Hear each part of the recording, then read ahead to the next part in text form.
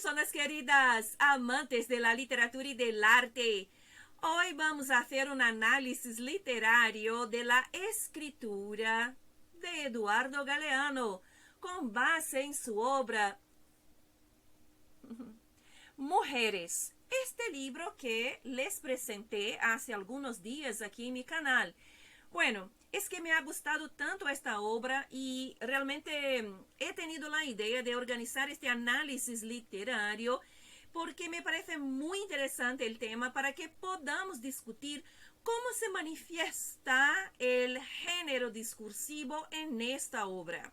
Entonces, he organizado este video de la siguiente forma.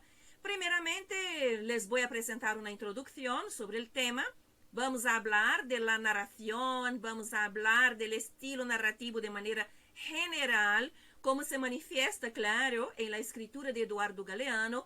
Así que les voy a presentar, por ejemplo, una teoría sobre género discursivo para que podamos charlar sobre esto. Y a continuación les voy a presentar un análisis literario sobre el relato que se titula Juana. Que Eduardo Galeano dialoga con dos grandes personalidades de la historia literaria. ¿Quiénes son ellas? De un lado, Santa Teresa de Ávila y del otro, Sor Juana Inés de la Cruz, que son dos personalidades que vengo estudiando desde hace algunos años. ¿Vale? Así que si les gustan estos temas, quédense conmigo hasta el final. ¿Y quién soy yo? Pues, a quienes todavía no me conocen, me llamo Adriana, soy brasileña y me desempeño como profesora de español y literatura para extranjeros. Es un gusto estar aquí en nuestro encuentro literario. ¡Adelante! Bueno, primeramente es importante decirles que esta obra, Mujeres, constituye el último libro de Eduardo Galeano, que apareció cerca de 2 semanas después de su muerte, que ocurrió el 13 de abril de 2015. A muchas de estas mujeres, que son las protagonistas de esta obra, les estaban prohibidos los derechos civiles, la elección de sus compañeros, compañeras, la presencia en los cargos públicos. Y además de eso, a algunas de ellas les prohibían la escritura, el arte, el canto, y por eso ellas desafiaron el orden establecido y se propusieron a soñar. Y claro, también se propusieron a luchar por mejores condiciones de vida.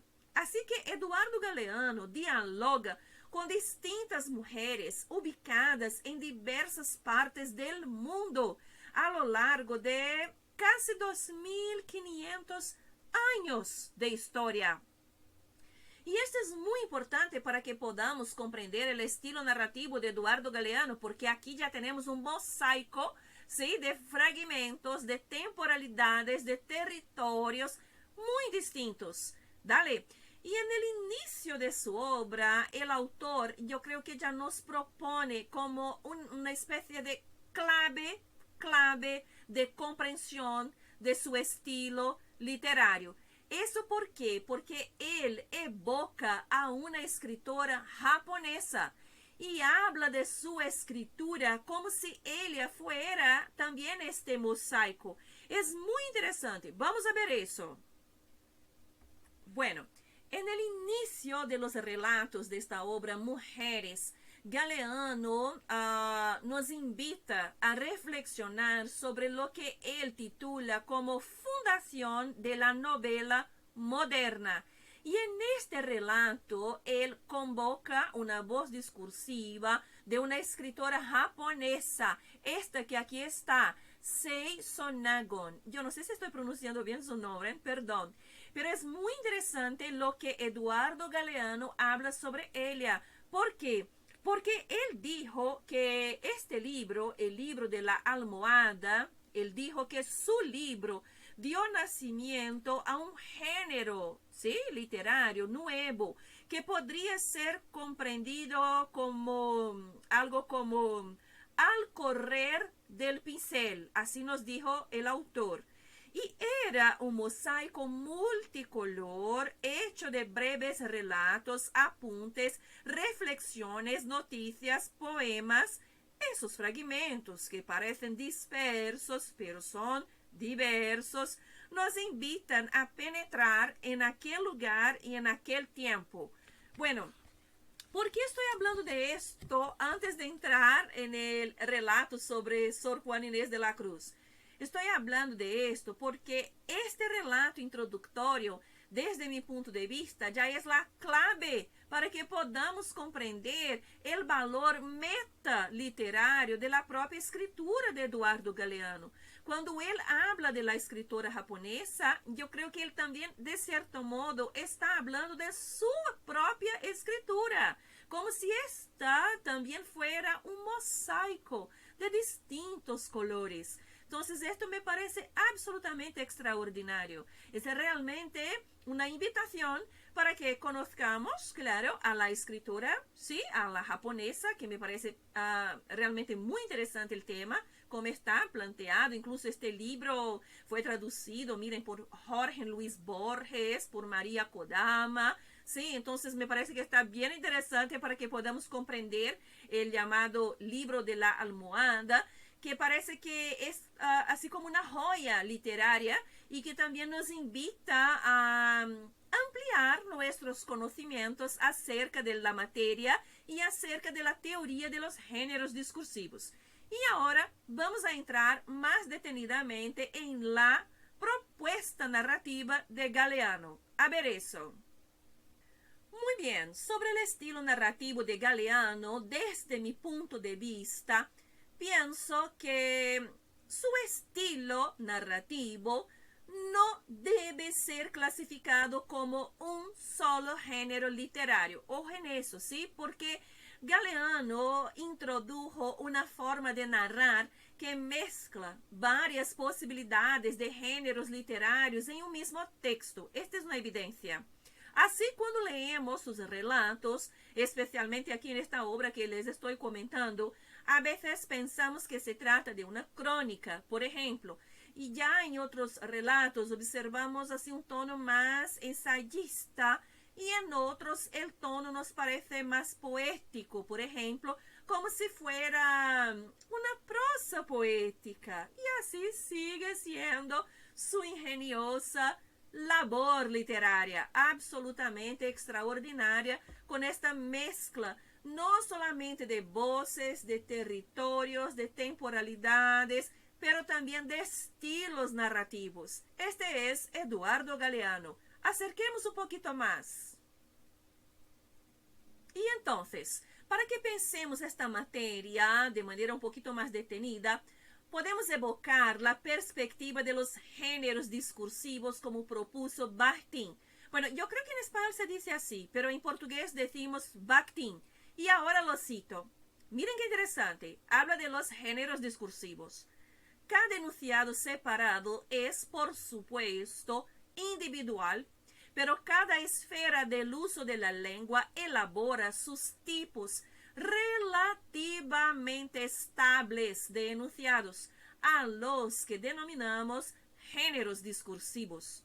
La riqueza y diversidad de los géneros discursivos es inmensa, porque las posibilidades de la actividad humana son inagotables y porque en cada esfera de la praxis existe todo un repertorio de géneros discursivos que se diferencia y crece a medida de que se desarrolla y se complica la esfera misma.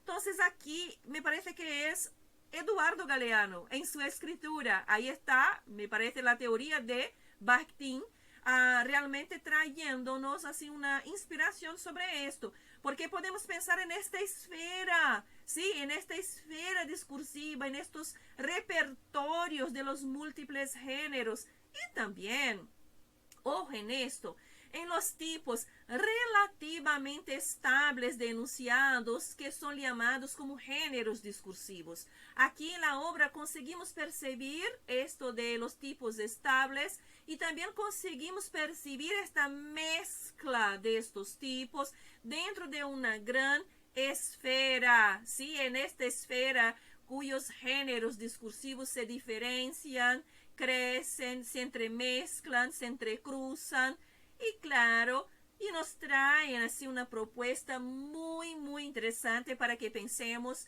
el estilo galeano de ser. Muy bien, entonces ahora sigamos adelante con el análisis literario del relato Juana. A ver eso. Muy bien, personas queridas. Y ahora les presento el análisis literario que he organizado sobre el relato Juana. Y bueno, he pensado en una estructura esta triangular, piramidal. En la cumbre está el propio Eduardo Galeano, que está dialogando con las bases que son ahí representadas, que están representadas, mejor dicho, por las dos grandes personalidades femeninas, ¿sí? Y del universo literario, que son Santa Teresa de Ávila y Sor Juana Inés de la Cruz. Entonces ahí está este diálogo que entremezcla imaginarios sociodiscursivos muy distintos, temporalidades, territorios, y que construye este tipo de, yo creo que este diálogo construye este tipo de mosaico de múltiples colores que les estaba comentando antes. Vamos a ver eso. Aquí vamos a hablar sobre intertextualidad y también sobre interdiscursividad. Vamos a ver cómo se manifiestan estos dos fenómenos en la escritura de Eduardo Galeano. Y entonces, personas queridas, primeramente les voy a presentar el texto, ¿sí? El relato Juana, para que después podamos desarrollar un poco mejor el tema del intertexto y del interdiscurso. ¿Vale? Así nos dijo Eduardo Galeano. Como Teresa de Ávila, Juana Inés de la Cruz se hizo monja para evitar la jaula del matrimonio, pero también en el convento su talento ofendía. ¿Tenía cerebro de hombre esta cabeza de mujer? ¿Por qué escribía con letra de hombre? ¿Para qué quería pensar si guisaba tan bien? Y ella, burlona, respondía, ¿qué podemos saber las mujeres, sino filosofías de cocina? Como Teresa, Juana escribía, aunque ya el sacerdote Gaspar de Astete había advertido que a la doncella cristiana no le es necesario saber escribir y le puede ser dañoso. Como Teresa, Juana no solo escribía, sino que, para más escándalo, escribía indudablemente bien. En siglos diferentes y en diferentes orillas de la misma mar, Juana, la mexicana, y Teresa, la española, defendían por hablado y por escrito a la despreciada mitad del mundo. Como Teresa, Juana fue amenazada por la Inquisición y la iglesia, su iglesia, la persiguió por cantar a lo humano tanto o más que a lo divino y por obedecer poco y preguntar demasiado. Con sangre y no con tinta, Juana firmó su arrepentimiento y juró por siempre silencio. Y muda murió. Ahí está entonces, sí, el relato Juana. Y ahora vamos a comprender cómo se manifiestan estos dos fenómenos que les estaba comentando. Bueno, entonces ahora vamos al análisis del relato. Primeramente me gustaría decirles que me parece que hay un efecto documental en este relato que ocurre por medio de la intertextualidad y también por la interdiscursividad, que son dos categorías un poco distintas, pero claro, ellas dialogan de cierto modo entre sí. Vamos a comprenderlas. La intertextualidad fue introducida por Julia Kristeva en 1969 para el estudio de la literatura y reflexiones sobre el fenómeno de la productividad literaria. Pensar el texto como intertexto es tener en cuenta el hecho de que la escritura literaria redistribuye y disemina textos anteriores a un nuevo texto. Esta concepción fue ampliada por Roland Barthes en 1973. Bueno, aquí he hecho una especie de paráfrasis de las principales ideas de Barthes, ¿vale? Todo texto es un intertexto, pues hay otros textos que se vuelven presentes en el plano textual en niveles variables, generalmente por medio de citas, a veces inconscientes, automáticas e incluso sin comillas. Entonces aquí tenemos la noción de intertextualidad. Y ahora les presento la noción de interdiscursividad. Adelante. Bueno, sobre la interdiscursividad podemos pensarla de la siguiente manera. Todo discurso es atravesado por la interdiscursividad, pues este movimiento conduce a una relación multiforme con otros discursos. El interdiscurso se refiere a unidades discursivas de dimensiones muy variables que producen un sentido interdiscursivo. Esta idea la tomo de Patrick Charodot, contribuyendo así para la construcción de un valor simbólico. También el lingüista Patrick Charodot nos habla algo sobre esto. El interdiscurso abre muchas claves de lectura y permite muchas inferencias a voces discursivas amplias, desplazadas de sus espacios enunciativos originales para formar parte de una nueva dimensión comunicativa.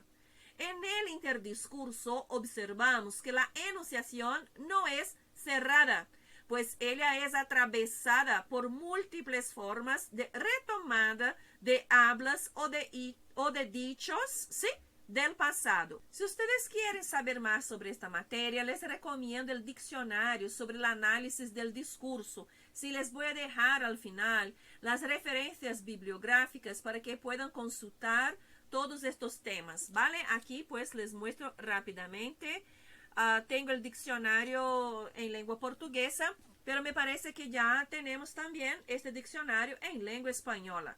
Y ahora vamos a ver cómo se manifiestan estos dos fenómenos, o sea, la intertextualidad y la interdiscursividad en el relato elegido para este análisis. Adelante. Muy bien. Entonces ahora nosotros vamos a retomar un fragmento del relato. Así nos dijo la voz de Galeano. Pero también en el convento su talento ofendía. ¿Tenía cerebro de hombre esta cabeza de mujer? ¿Por qué escribía con letra de hombre? ¿Para qué quería pensar? ¿Si guisaba también? Y ella, burlona, respondía, ¿qué podemos saber las mujeres? Sino filosofías de cocina. Mi gente querida, en este fragmento podemos observar tanto el intertexto como el interdiscurso. La idea está, digamos, conjuntada. Primero, los interrogantes que son planteados por Eduardo Galeano, como por ejemplo, ¿tenía cerebro de hombre esta cabeza de mujer? Aquí podemos pensar, ¿quién está diciendo esto? ¿Es Galeano o es Galeano trayéndonos los imaginarios sociodiscursivos de la época? La habladuría de la gente, dentro del convento y fuera del convento. Sabemos que los panegiristas de la época, algunos de los panegiristas, ¿sí?, comentaban que Sor Juana era una escritora, era una mujer en un cuerpo de mujer, pero con estilo varonil. Entonces, este cerebro de hombre que ahí está, me hace pensar un poco en esto, ¿saben? Esta cosa de los panegiristas de la época y de la gente también que hablaba sobre su afán de conocimiento. Esto que pues guisaba también porque quería pensar. Entonces me parece que también convoca algunas voces de las propias monjas, de las propias personas que estaban allí cerca de Sor Juana. Claro, también está la voz de Galeano que está trayéndonos esta memoria, pero de cierto modo hay una interdiscursividad, porque estas voces, ellas también nos conducen a otros tiempos, a la habladuría de la gente de la época, quiero decirles, ¿sí?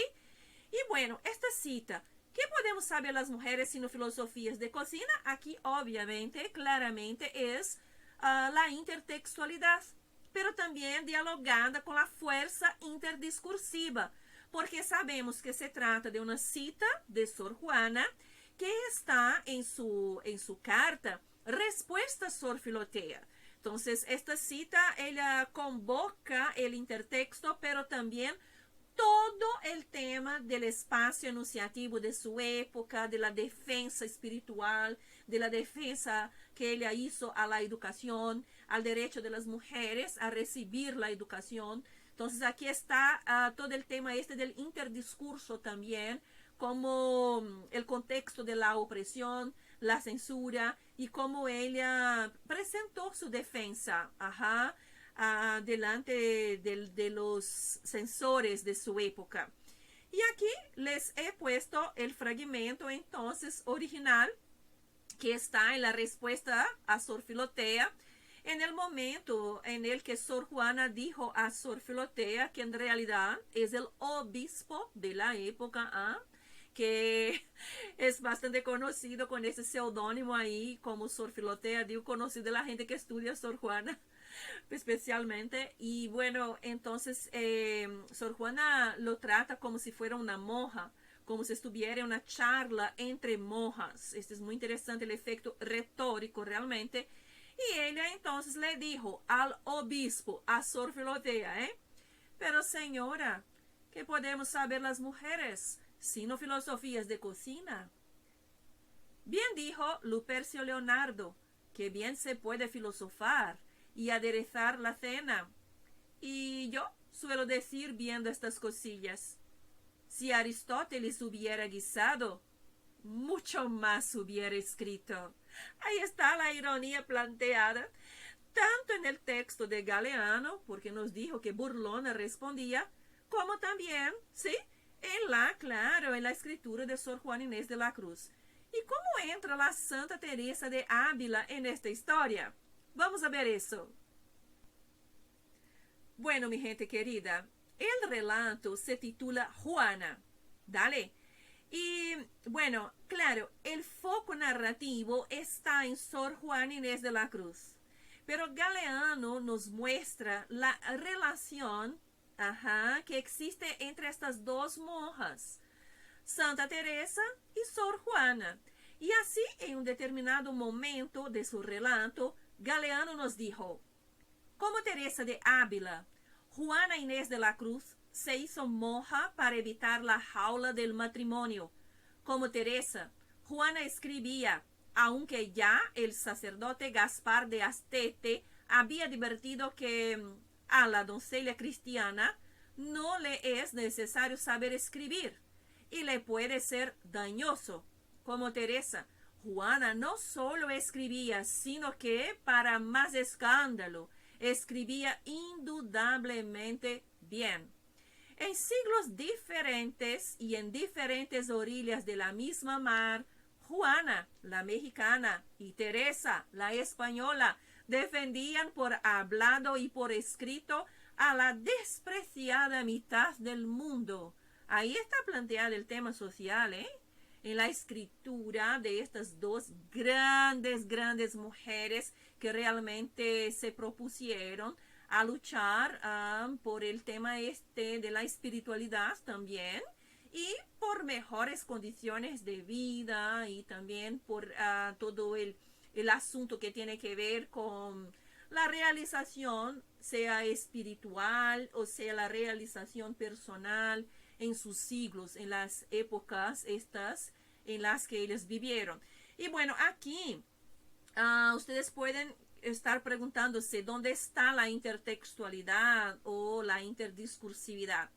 En este fragmento en especial, tal vez no consigamos percibir la intertextualidad, pero sí conseguimos percibir la interdiscursividad, tanto por la relación que se establece entre las dos monjas, con sus propios conflictos, con sus propias trayectorias de vida. Entonces ahí está el interdiscurso funcionando, como también por esta referencia que Galeano hizo al sacerdote Gaspar de Astete.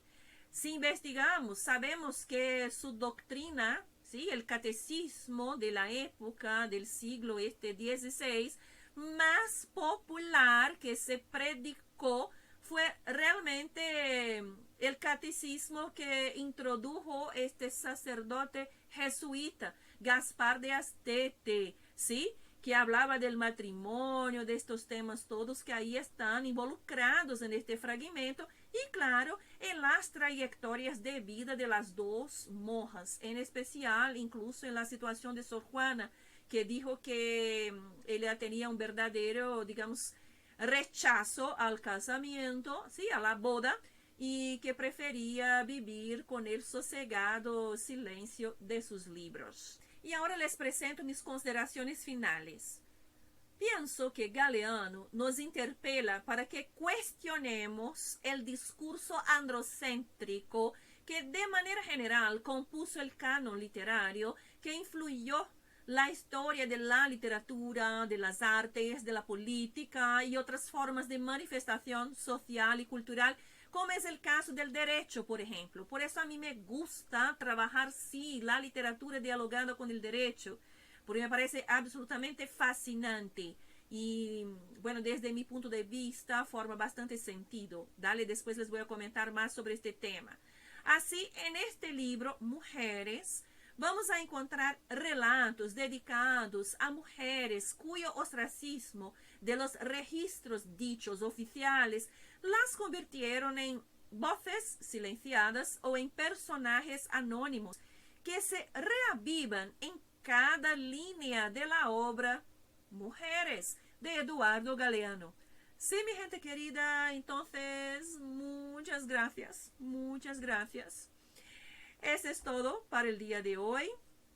Y bueno, aquí están mis principales referencias, ¿sí? Ahí ustedes pueden consultarlas después con más tranquilidad. Bueno, he empleado otras referencias también, pero estas realmente son las principales. Bueno, y les agradezco por su atención, por el cariño, por el apoyo, por los mensajes que me envían, ¿sí? Quedamos por aquí hoy. Muchas gracias. Hasta nuestro próximo encuentro.